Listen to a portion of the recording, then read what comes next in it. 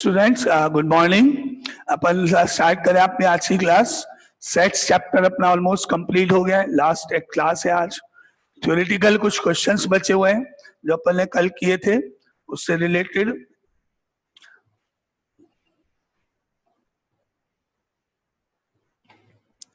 कल आपको मैंने ट्रू फॉल्स वाला एक क्वेश्चन कराया था, क्वेश्चन नंबर 2 था, है ना।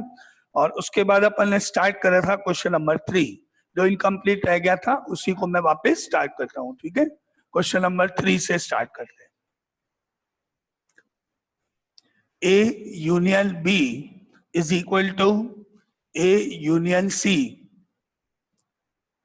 ये तो गिवन हुआ। And A intersection B is equal to A intersection C, ये भी गिवन है आपको। And show that P is equal to C। Theoretical कोई एग्जाम्पल नहीं लेना है। कल हमने देखा था, मैंने आपको रूल फॉर्मूला बताया था कि अगर आप यहां से स्टार्ट करते हो A यूनियन B, तो इसको ब्रैकेट में लिख के इस ब्रैकेट के बाहर, चाहे पहले ब्रैकेट के चाहे बाद में, इंटरसेक्शन B लगा दोगे तो ये होल टर्म B के इक्वल हो जाएगी, क्योंकि we know that A union B intersection B is equal to B होता है, और मुझे B लाना है इधर लेफ्ट साइड में। तो अगर मैं इधर से स्टार्ट करता हूं पहली लाइन, तो मैंने लिखा A union B is equal to A union C और रीजन के रूप में given. Then step number 2, A union B intersection B is equal to A union C intersection B। Apply intersection B on both the sides. Clear? कल भी अपन ने discuss किया था कि ऐसा क्यों किया गया। क्वेश्चन है कि आप ऐसा क्यों कर रहे हो, तो उसका जवाब है B लाने के लिए। चले आगे। क्लियर सबको? Now next step, that implies, ये पूरा कंप्लीट एक्सप्रेशन प्रॉपर्टी से, फॉर्मूले से B हो गया।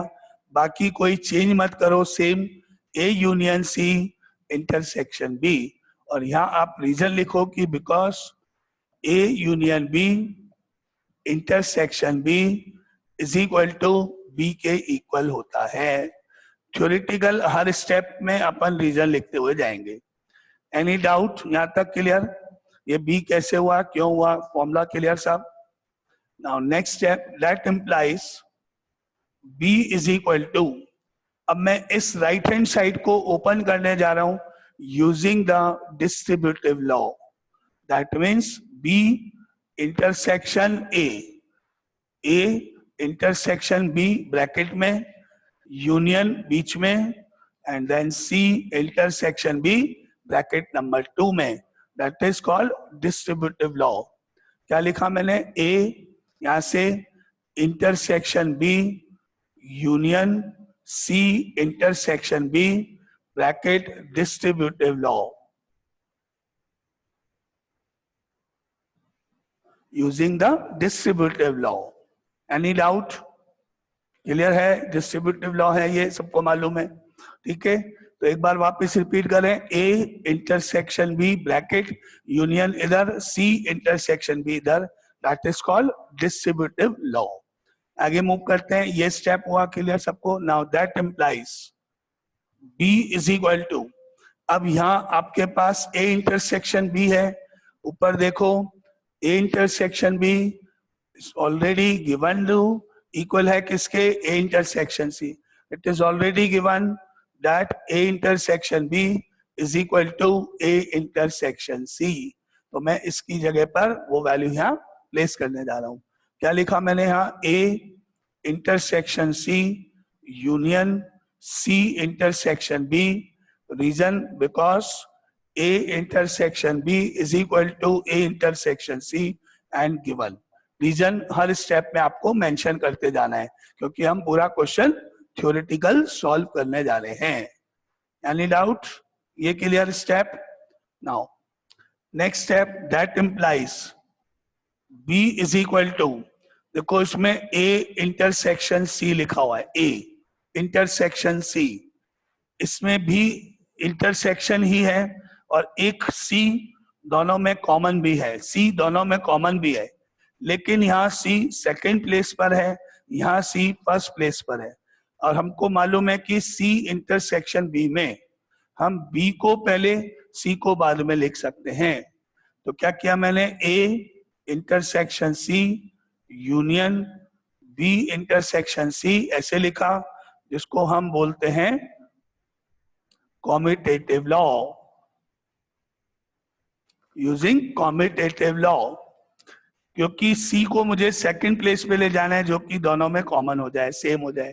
सी यहाँ सेकंड प्लेस पर है तो यहाँ भी सेकंड प्लेस पे लाना है। तो मैंने देखा कि सी इंटरसेक्शन बी को बी इंटरसेक्शन सी अपन देख सकते हैं। अपन ने पढ़ा था properties of intersection of two sets में, ये प्रॉपर्टी देखी थी। Any doubt? Clear? Clear? Okay. Now next step is, अब आप ये देखो कि ये क्या हो गया, that implies B is equal to, यहां से देखो इंटरसेक्शन C है प्लेस 2 के ऊपर, और यहां देखो इंटरसेक्शन C है प्लेस 2 के ऊपर। ये पार्ट और ये पार्ट इंटरसेक्शन C दोनों में ब्रैकेट में कॉमन है, तो आप इसको ब्रैकेट के बाहर कॉमन के रूप में लिख सकते हो। और यहाँ आएगा A यूनियन B ब्रैकेट में, और इंटरसेक्शन C जो है कॉमन सेकंड में ब्रैकेट के बाहर। क्या किया मैंने, इसको मैंने लिखा A, यहां से लिया यूनियन, यहां से लिया B, यहां से लिखा, ब्रैकेट क्लोज किया, और ये जो लिखा हुआ दिखा इसको बाहर ब्रैकेट के बाहर लिख दिया। That is called again distributive law.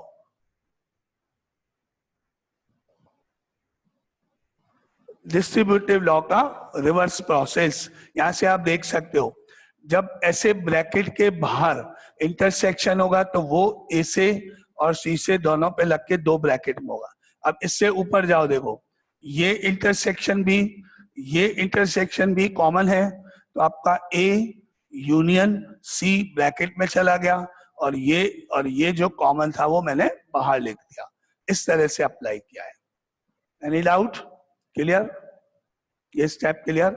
आगे चले। That implies now B is equal to, अब आप ये देखो कि यहाँ ए यूनियन बी आया है, जो आपको ऑलरेडी क्वेश्चन में गिवन था, लाइन 1 में भी अपन ने स्टार्ट किया था। ये A union B is equal to A union C given, तो यहाँ इसकी जगह पर ये वैल्यू अपन प्लेस करने जा रहे हैं। क्या लिखा मैंने यहाँ, ए यूनियन सी इंटरसेक्शन सी तो है ही, because A union B is equal to A union C given. Any doubt? Clear? ये स्टेप सबको? Now that implies B is equal to, अब आप ये चीज देखो और आप याद करो प्रॉपर्टी, अगर यूनियन भी है इंटरसेक्शन भी है, तो जो सेट रिपीट होगा, 2 बार आएगा, वही इस सब पूरे पार्ट का, पूरे एक्सप्रेशन का आंसर होगा। तो यहाँ यूनियन भी है, इंटरसेक्शन भी है, सी 2 टाइम्स रिपीट हो रहा है, तो ए यूनियन सी इंटरसेक्शन सी का आंसर हुआ C. Reason, because A union C intersection C is equal to C होता है यूजिंग द प्रॉपर्टी। तो आपने प्रूव कर दिया बी इज इक्वल टू सी। ये स्टेप्स है, ठीक है। थ्योरेटिकल आपको एग्जाम्पल शो नहीं करना है, कोई वेन डायग्राम से शो नहीं करना है, इस तरह से स्टेप्स के साथ विद रीजन, हर स्टेप के साथ थ्योरेटिकल, एक बार में एक स्टेप करते हुए ना, एट ए टाइम एक साथ दोनों, एक बार में एक धीरे धीरे, और थ्योरेटिकल लिखते हुए विद रीजन ब्रैकेट। अब आपको पूरा क्वेश्चन कंप्लीट है, अगर कोई डाउट है तो आप पूछो।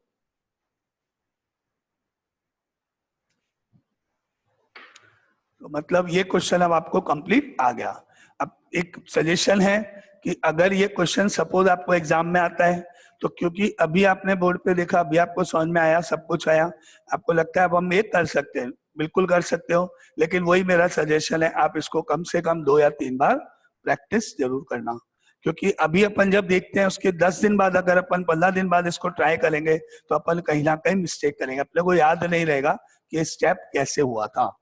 लेकिन अगर अपन 2 या 3 बार इन 10-15 दिन के अंदर इसको कर लेंगे, हर 2 दिन 5 दिन के गैप में 2-3 बार अपन इसको कर लेंगे, तो अपने को याद होने लग जाएगा कि ये स्टेप कैसे हुआ था। तो आप प्रैक्टिस जरूर करना, थ्योरेटिकल है, जहाँ नॉर्मल लैंग्वेज उसके क्वेश्चन होते हैं नंबर्स के, वो तो चलो आप अटेम्प्ट कर सकते हो, उसका नेक्स्ट स्टेप क्या है एक बार आइडिया लगता है, लेकिन इनमें नहीं लगता ना कुछ भी, इसलिए ठीक है। नाउ नेक्स्ट आगे चलते हैं।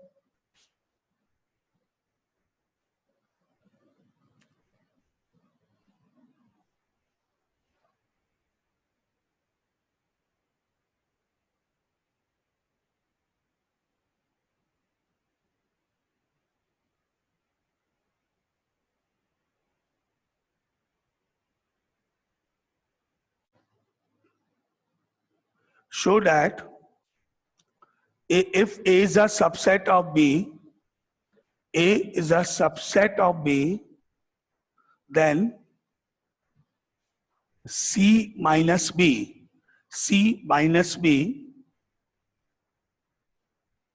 is a subset of C minus A.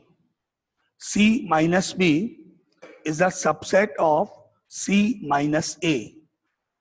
क्या गिवन है? A is a subset of B. A के सारे एलिमेंट्स B को बिलोंग करते हैं। क्या प्रूव करना है? C minus B is a subset of C minus A.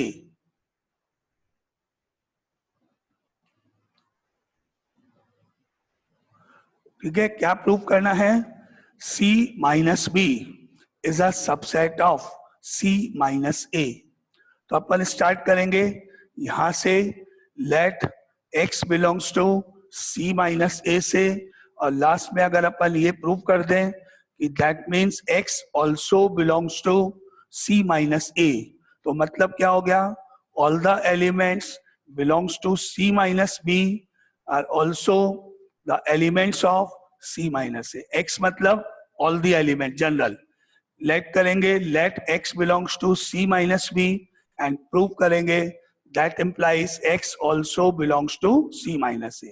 उस केस में left hand side is a subset of right hand side हो जाएगा, और बस एक ही साइड अपने को करनी है इसमें ना। तो पहले स्टार्ट किया, late x belongs to C minus B.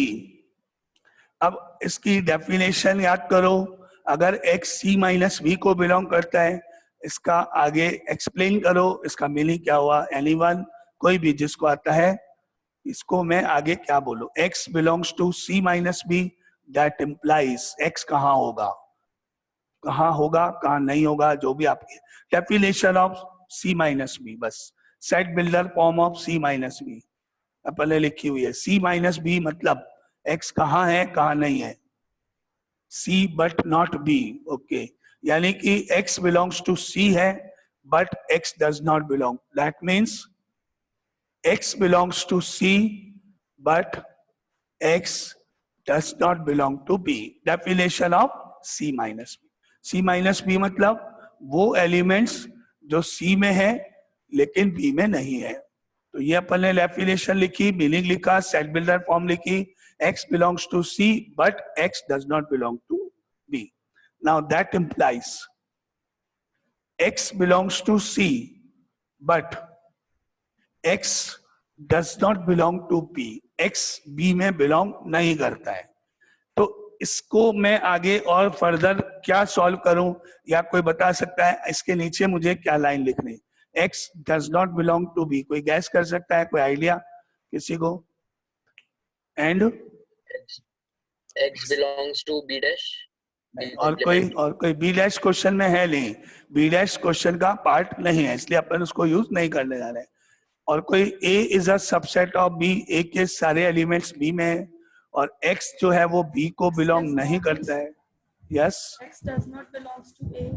Yes correct, but X does not belong to A. Reason because A is a subset of B. क्या मतलब हुआ? x b को बिलोंग नहीं करता है। आप ये देखो, ये आपके दो सर्किल्स हैं, a b का सबसेट है, तो डायग्राम ऐसे है, क्योंकि x b को बिलोंग नहीं करता है, b के बाहर है, तो 100% x a को बिलोंग नहीं करेगा। कल भी मैंने आपको एग्जांपल दिया था, क्योंकि a सर्किल b सर्किल के अंदर है, और जब कोई पर्टिकुलर एलिमेंट बड़े वाले सर्किल यानी बी के अंदर ही नहीं गया तो उसके अंदर बने हुए छोटे सर्किल यानी ए के अंदर कैसे जाएगा?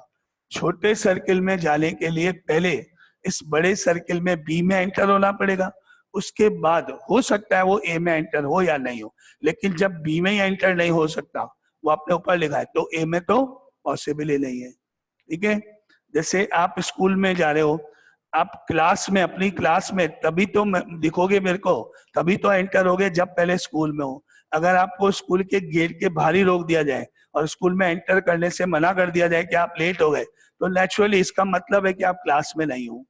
अगर मैंने एक लाइन लिखी कि भाई आप कोई मिस्टर एक्स स्टूडेंट है, वो आज स्कूल में प्रेजेंट नहीं है, तो दैट इम्प्लाइज मिस्टर एक्स इस क्लास में भी प्रेजेंट नहीं है, कंक्लूजन है। सिमिलरली एक्स बी में प्रेजेंट नहीं है, दैट मीन्स एक्स ए में प्रेजेंट नहीं है, क्योंकि ए बी का पार्ट है।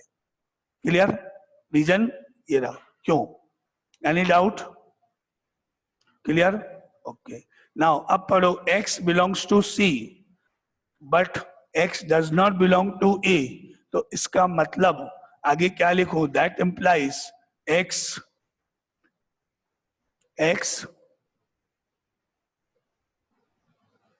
C को बिलोंग करता है लेकिन x A को बिलोंग नहीं करता है। इसका मतलब x belongs to C minus A, correct?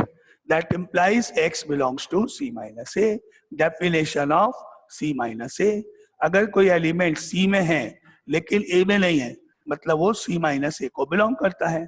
और आप आ गए हो, इस स्टेप पे पहुंच गए हो, C minus B से शुरू करते हुए C minus A तक आ गए हैं अपन। तो अपन कह सकते हैं therefore C minus B is a subset of C minus A. Any doubt? Any doubt? और अगर डायग्राम की बात करूं तो ये आपका इस तरह से डायग्राम बनेगा, क्योंकि ये ए बी का सबसेट है तो ऐसे बनेगा डायग्राम। देखो ये ए हो गया, ये बी हो गया। अगर आप C माइनस बी की बात करते हो तो C एक कोई भी सर्किल है, कोई भी कहीं भी बन सकता है, वो बिल्कुल इसके दोनों को कंबाइन करते हुए और या फिर अलग बना सकते हो। C माइनस ए आप कैसे भी लिख, सपोज ये एक सर्किल है C, अब अगर आप C माइनस बी की बात करते हो तो ये पोर्शन C का वो पोर्शन जो B में नहीं है, इसकी बात हो गई। और अगर आप C माइनस ए की बात करते हो तो सर्किल C का वो पोर्शन जो A में नहीं है।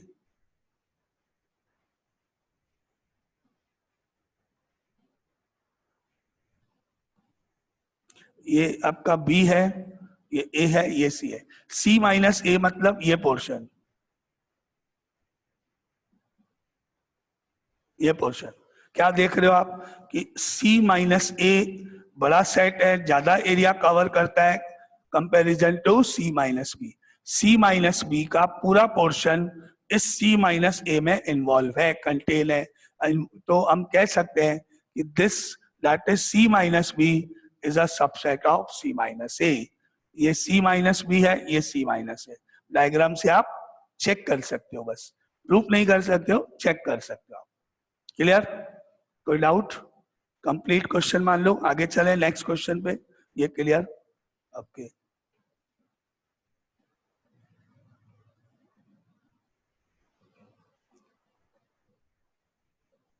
Now next line is, next question पे आ जाते हैं। क्वेश्चन नंबर 6 है, assume that P of A, power set of A is equal to power set of B, then show that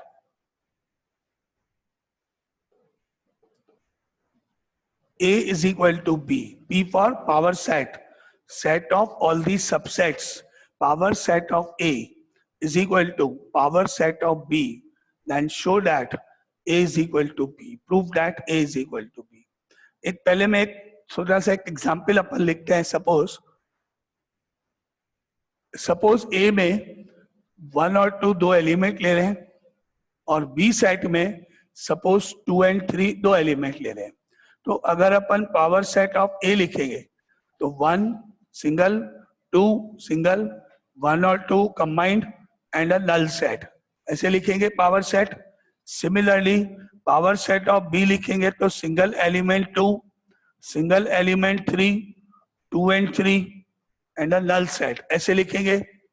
और हमको मालूम है कि ये दोनों आपस में इक्वल नहीं है। क्यों नहीं है? क्योंकि इसमें 3 है और इसमें कहीं 3 नहीं है, और भी रीजन है। तो ये अपना एक रॉन्ग एग्जाम्पल अभी मैंने आपके सामने।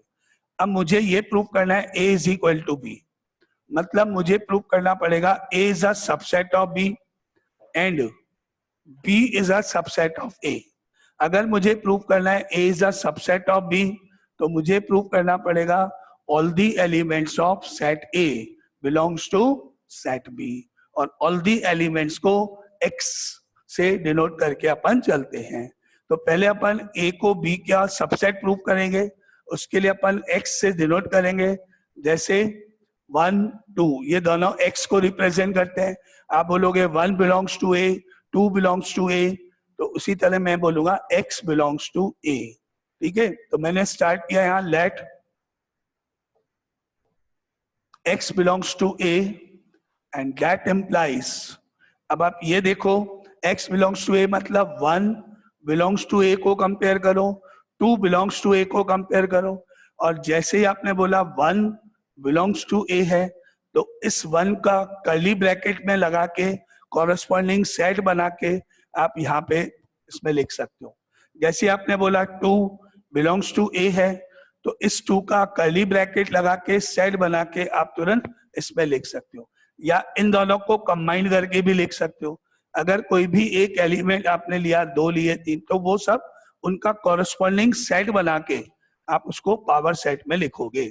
तो मैंने इस लाइन को कैसे लिखा? That implies X capital X, capital X क्या होगा? कैपिटल X इसमें जाएगा।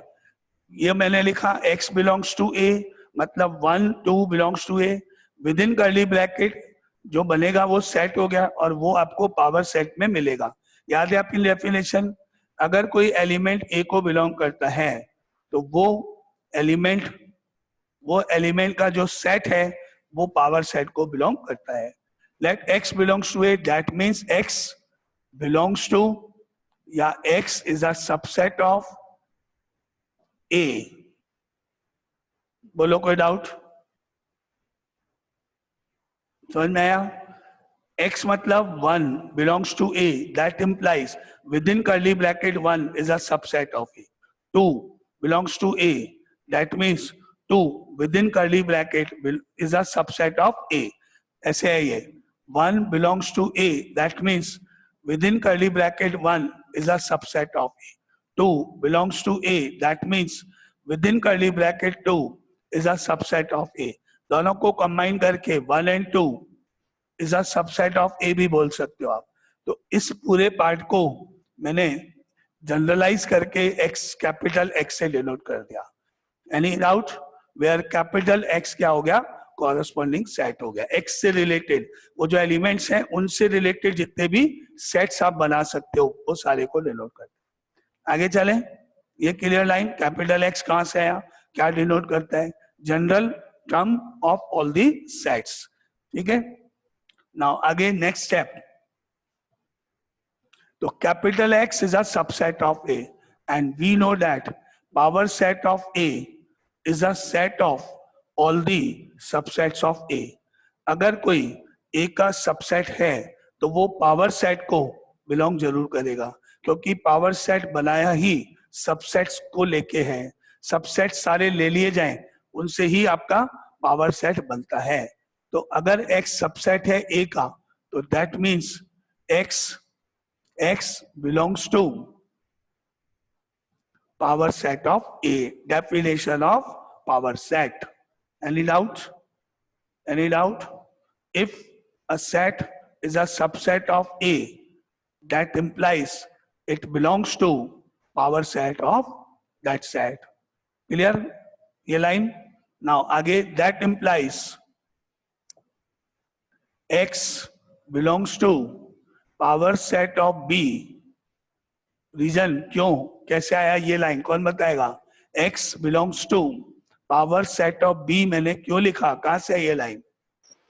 Sir, Sir, because because Set of power A is equal to power set of B. is it क्योंकि ऑलरेडी आपको गिवन है power set of a is equal to power set of b, तो जो भी element power set of a में है वो सारे elements power set of b में भी होने चाहिए, इक्वल होने के कारण, तो इसलिए यहाँ रीजन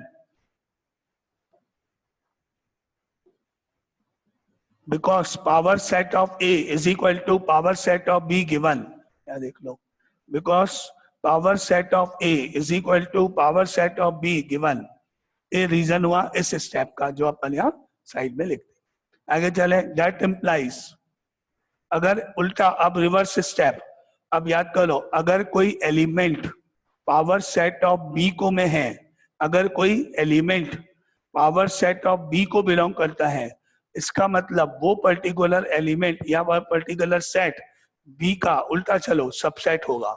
यानी अब मैं इसको ऐसे भी लिख सकता हूं, x is a subset of b, again definition of power set of b कह लो।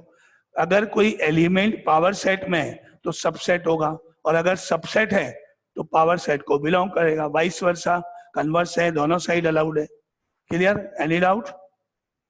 नाउ f अगर x b का सबसेट है तो इससे रिलेटेड कॉरस्पॉन्डिंग एलिमेंट्स जिनको हमने सिंगल x से डिनोट किया, x मतलब सिंगल 1 भी हो सकता है, सिंगल 2 भी हो सकता है, 1 and 2 भी हो सकता है, एलिमेंट कुछ भी, और इनका कॉरस्पॉन्डिंग एलिमेंट को स्मॉल x से अपन ऑलरेडी डिनोट कर रहे हैं ना, तो that means this x, therefore x small x belongs to b, मतलब वो जो कैपिटल X जो सेट आप बना रहे हो, उसको बनाते समय आपने जो भी एलिमेंट्स लिए हैं, चाहे वो सिंगल एलिमेंट लिए हो, चाहे पेयर्स को लिए हो, चाहे 3 एलिमेंट्स एक साथ, जितने भी एलिमेंट्स लिए उन पेयर्स, उन सेट्स को बनाने में वो सारे एलिमेंट्स बी सेट को बिलोंग करेंगे, तभी तो उनको मिला के जो सेट बनाया जाएगा वो बी का सबसेट होगा। तो अपन कह सकते हैं कि इसका कॉरस्पॉन्डिंग एलिमेंट बी को बिलोंग करता है, और इस तरह से अपन ए से स्टार्ट करके बी तक आ गए हैं, and therefore A is a subset of B, step 1। Second step जब करेंगे तो वो बहुत इजी है, क्योंकि इसका जस्ट रिवर्स ही लिखना है आपको बस। ये क्लियर हुआ? Any doubt? क्लियर सबको? अब आप केस 2 लिख के स्टार्ट करो, x की जगह y से, यहाँ पे करो y small y, let y belongs to b, अब b से a जाएंगे, y belongs to b, that implies capital Y corresponding elements of small y, capital Y is a subset of B, that implies capital Y belongs to power set of B, that implies capital Y belongs to power set of A, B की जगह यहाँ A, because PB is equal to PA given, फिर that implies capital Y is a subset of A, and that implies small y belongs to A, and ये complete। ठीक है, तो लिखो है फटाफट, रिवर्स स्टेप फटाफट। Case 2 second part, let small y belongs to B, y belongs to B, now that implies corresponding set capital Y subset of B, and that implies capital Y अगर B का subset है तो वो belong करता है power set of B को, and that implies Y also belongs to power set of A, और वो पावर सेट ऑफ A को भी बिलोंग करेगा, because power set of B is equal to power set of A given.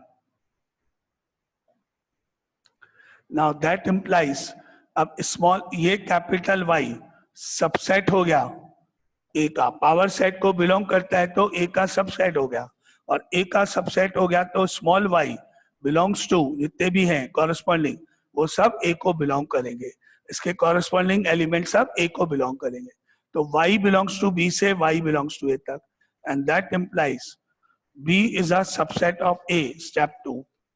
और उसके बाद from 1 and 2, from 1 and 2, because A is a subset of B, B is a subset of A, आपने proof कर लिया है, and that implies A is equal to B. ये इसके steps. अब आपको जो नहीं समझ में आया हो कुछ भी तो आप वो पूछ सकते. सेकेंड वाला पार्ट बिल्कुल रिवर्स है, बिल्कुल वही के वही स्टेप्स है. तो आप ध्यान से देखो. क्लियर है सबको? मतलब ये किसी को कुछ नहीं doubt? Theoretical step by step clear सबको ना? ओके, ठीक है. फिर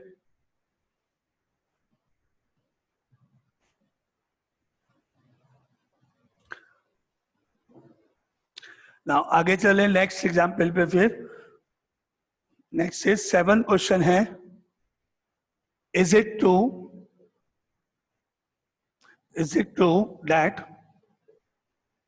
for any sets A, B, power set of A union power set of B is equal to power set of A union B? Justify your answer.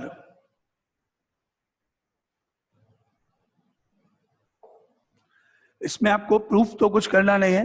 तो हो सकता है कि स्टेटमेंट ट्रू हो सकता है ये फॉल्स हो. अगर ये स्टेटमेंट ट्रू है तो अपन थ्योरेटिकल प्रूफ करेंगे. अदरवाइज अगर ये स्टेटमेंट फॉल्स है तो कोई भी एक एग्जाम्पल शो कर देंगे, वही अपना जस्टिफिकेशन हो जाएगा, है ना. तो अपन पहले देखते हैं कि ये ट्रू है या फॉल्स. एग्जाम्पल लेके अपने को एक ए सेट लेना है, उस ए सेट का पावर सेट बनाएंगे. बी सेट लेंगे, उसका भी पावर सेट बनाएंगे और दोनों पावर सेट का यूनियन लेंगे. इधर क्या करेंगे, पहले ए और बी दोनों सेट्स का यूनियन लिखेंगे.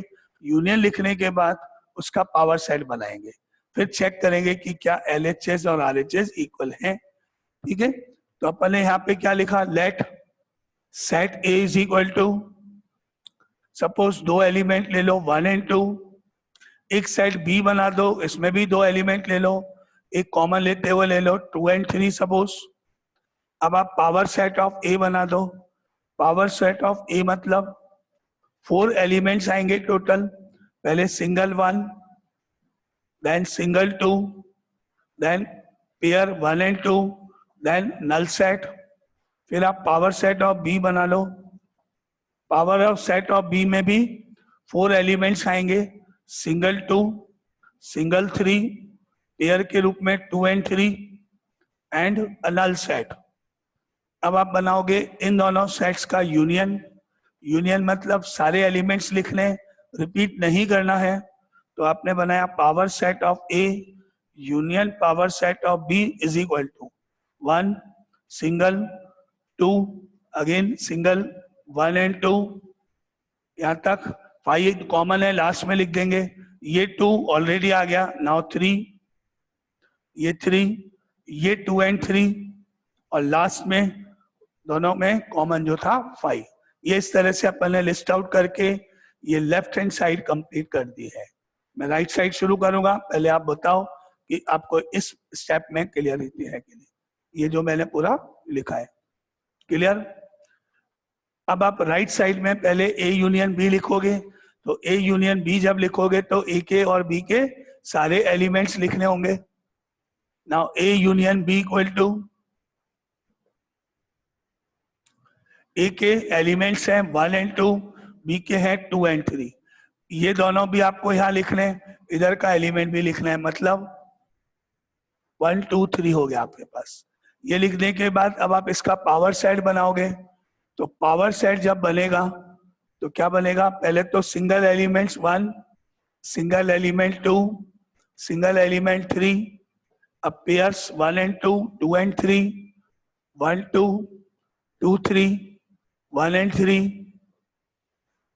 1 and 3 पेयर्स. एंड पेयर्स के बाद तीनों एक साथ 1 2 3 एंड लास्ट में नल सेट. ये आपने RHS कंप्लीट कर दी है. अब आप चेक करो कि यह आंसर 1 था, इक्वेशन 1 थी और ये सेकंड थी. फ्रॉम 1 and 2 आप ये देख लो कि दोनों की RHS इक्वल है कि नहीं. नहीं है तो ये फॉल्स हो गया और ये अपना आंसर हुआ. क्लियर? यस, नो, तो ये दोनों इक्वल नहीं है, इसका मतलब ये जो स्टेटमेंट है ये ट्रू नहीं है, फॉल्स है, और अपना यही इस क्वेश्चन का आंसर हो गया। ओके, ठीक है, तो आप लिख दो फ्रॉम 1 and 2 करके, और इसका आंसर लिख लो यहाँ पे। नाउ देयरफॉर फ्रॉम 1 and 2 क्या रिजल्ट हो गया? Power set of A union power set of B is not equal to power set of A union B.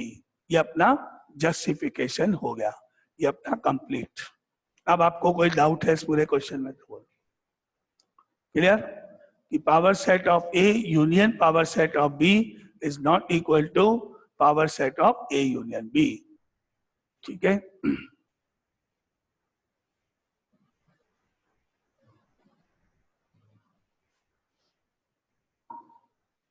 Now आगे नेक्स्ट एग्जाम्पल पे चलते हैं। ये हो गया आपका question number 7।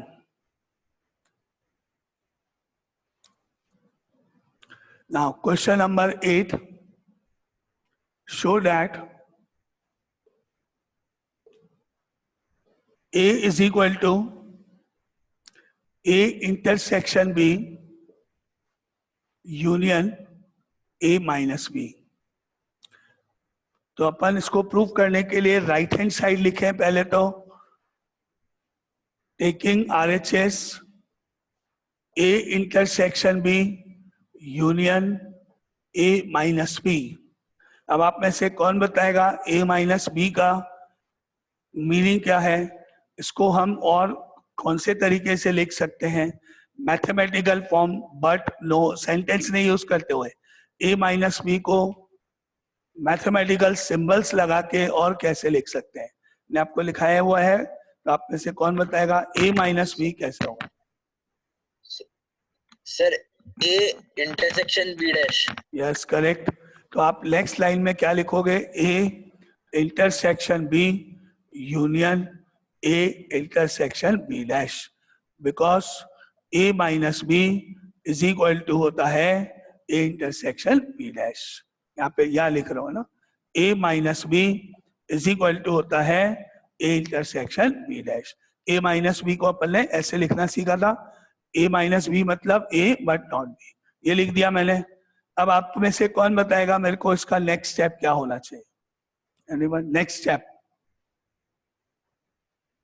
Sir A intersection को कॉमन ले लेंगे। बिल्कुल, A इंटरसेक्शन को A इंटरसेक्शन दोनों में प्लेस भी सही, फर्स्ट प्लेस है, कॉमन ले लो। डिस्ट्रीब्यूटिव लॉ बोलते हैं कॉमन लेना भी और ब्रैकेट ओपन करना भी। A इंटरसेक्शन कॉमन, यहाँ से बचा B, यहाँ से आया यूनियन, और यहाँ से आया B कॉम्प्लीमेंट, और ब्रैकेट में रीजन डिस्ट्रीब्यूटिव लॉ। ठीक है, एनी डाउट? क्लियर यहाँ तक डिस्ट्रीब्यूटिव लॉ? अब आगे नेक्स्ट स्टेप, नेक्स्ट स्टेप कौन बताएगा? नेक्स्ट स्टेप या